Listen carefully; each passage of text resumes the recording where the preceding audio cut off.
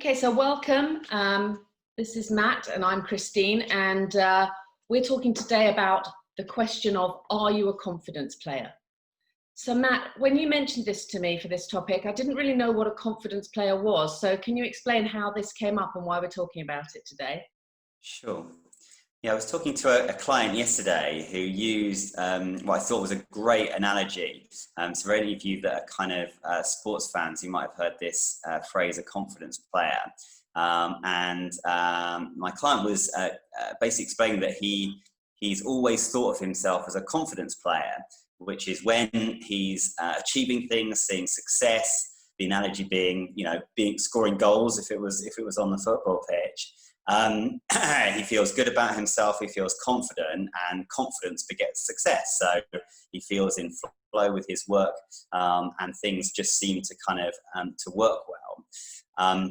However, conversely, when he's been through a period where there aren't successes in the same way, there's a loss of confidence. And it looks like the source of that confidence or feeling good about yourself or feeling motivated comes from the outcomes. So what's being achieved.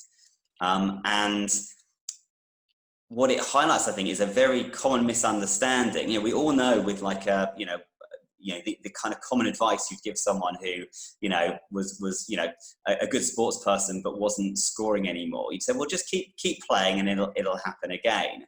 And I guess the problem is when it looks like you're the source of your confidence or feeling good about yourself comes from the goals and you're not scoring, it can be very easy to slide into a kind of a vicious cycle of being demotivated or unconfident and maybe trying to force yourself to do the things you ought to be doing, but not seeing the effectiveness or it feeling very heavy going because of where you go in your mind. Yeah, and that's a real problem, isn't it? Because we are taught right from the very beginning. So if a parent gets a scribble back from nursery school, the first thing that parent does in a very well-meaning, innocent way is they say, oh, I love your picture, you're so clever, I'm so proud of you. And what we're actually teaching is, you gave me something, you produced something, and I'm proud of you because you did something. Instead of taking the picture and saying, I love your yellow, that's a brilliant, that I can see you've drawn a cat there, putting the picture down, getting down to their level and saying, I'm proud of you. Nothing to do with, no attachment to the proud being, I'm proud of you because you produced this. And then what we have is we have children who are attached to their exam results because that's the only way they'll be successful. They'll get the glory if they get the results. When they get the results, everybody will be happy with them. They'll be a good girl, they'll be a good boy. And those are the things that we keep perpetuating. And this same analogy with the football is that I suspect that as a footballer who was having a dry spell of goals, they would basically say, give them lots of additive things to do, more to do on a busy mind that's already saying, I can't score, what do I do? They basically will then be saying, why don't you try getting fit again? Why don't you try playing a bit more? Why don't you go back to just getting that mindset of can-do attitude, change your mindset, grow, all of those things that we try and add on to what's already busy of, I can't do this, what's wrong with me, so we give people more to do innocently without even realizing. And I think that's part of the main problem that we see, isn't it? One of the reasons we wanted to talk about this topic was it's particularly pertinent when you're in a period of looking for work, because a lot of the everyday sort of pats on the head that we're used to getting, of like having achieved this, achieved that, got praised or rewarded for this, whether it's in our academic lives or in our work lives, are kind of absent because very, very, very regularly, that period is a period where, you're putting lots of things out there, whether it's trying to get conversations with people, whether it's applying for lots of jobs, whether it's, doing lots of research. And actually there can be a lot less of those kind of tangible sort of achievements that give you your kind of that good feeling.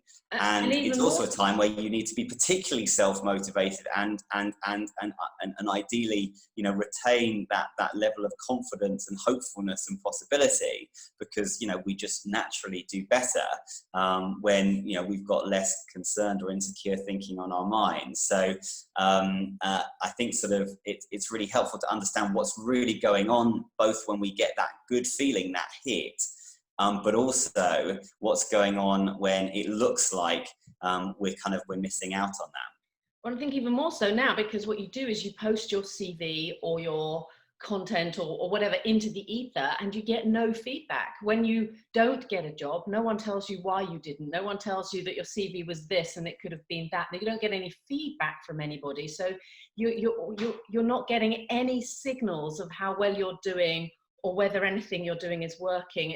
You're getting no signals at all, mostly in the job market at the minute, about how well you're performing. So it's very difficult to keep maintaining, as you say, that level of enthusiasm for something where you're getting no pats on the back. And we all want those pats on the back. That's what we've grown up expecting to have, that feel-good thing of going, oh, I did well, or I got an interview, or they called me back. You know, you're not getting any of that. And one of the clues, I think, to what a truer understanding of what's going on there is, and I've been experiencing this, I'm going through that process of you know, reimagining what I do with my work life at the moment, is I've noticed that, you know, there'll be days where I'm just, you know, naturally, you know, feeling clear-headed, sort of motivated. I just kind of, you know, have a, you know what to do next, and I get on and do it, and I'm kind of in a state of flow. And I have, you know, days or parts of the day where that isn't my experience, where I'm really in my head and I'm, you know, I'm trying to work stuff out, or getting frustrated, or getting worried about if and how things are going to work out. And it can look like really convincingly, like I had a day earlier this week where I got a few emails come in from people that I've been waiting to hear from. And suddenly you get that kind of good feeling. Oh, I've heard from so-and-so, I've got a call with so-and-so. Okay, things are moving. That's your signal that something's moving. And equally, it can look like where you're having one of those days of struggle, but what it's telling you is something's really wrong. What's wrong with you? What's wrong with your situation? It's just telling you general alarm bells and panic. But actually, when I look a bit closer, I see that, you know, in a week where actually there can be much less going on, I can still have sort of, you know, good hours and bad hours, you know, better days, more effective days, and less effective days. And actually, it's not always linked to what's going on, what's happening. And I think that's an important clue about where the cause and effect is. And that's what we want to share, is that's where the access to having greater freedom to, I guess, relax into your innate sort of confidence and hopefulness and capabilities without needing that sort of outside sort of achievement or sort of recognition to keep you feeling confident and in a good place. Yeah, because what we're taught, what we're told is that, you know, it's natural to be a victim. Your emotions are a victim to the up of something good happening, the down of something bad happening. A good result you obviously will feel great about, a bad result you'll obviously feel bad about. And we assume that you get a feeling related to whatever's happening outside, or whatever the person is, and that naturally our feelings go up and down with the circumstances and with the person that's in front of us and with the outcomes of goals. And what we're saying is that really true? Is that really where it's coming from? Or is it just the natural phase of how our thinking is changing over the course of a day, over the course of a week, over the course of an hour, that is where our feelings are going up and down, and it's not related to the goal you achieved or didn't achieve, to the email you got or didn't get, to the job you did or didn't get. It feels like it, really feels like it, and it's really hard for people who have been taught that over the course of their life, that it's very difficult for us to be saying something that almost feels like the total opposite of what we know. But just because we know it doesn't make it so. Just because it looks real doesn't make it real. And one of my clients said something really telling, which I think gets to the heart of this, which is that when he was really honest with himself, he knew deep down that sort of he was okay. like that there was an optimism, there was a hopefulness, there was just a trust that it was going to work out.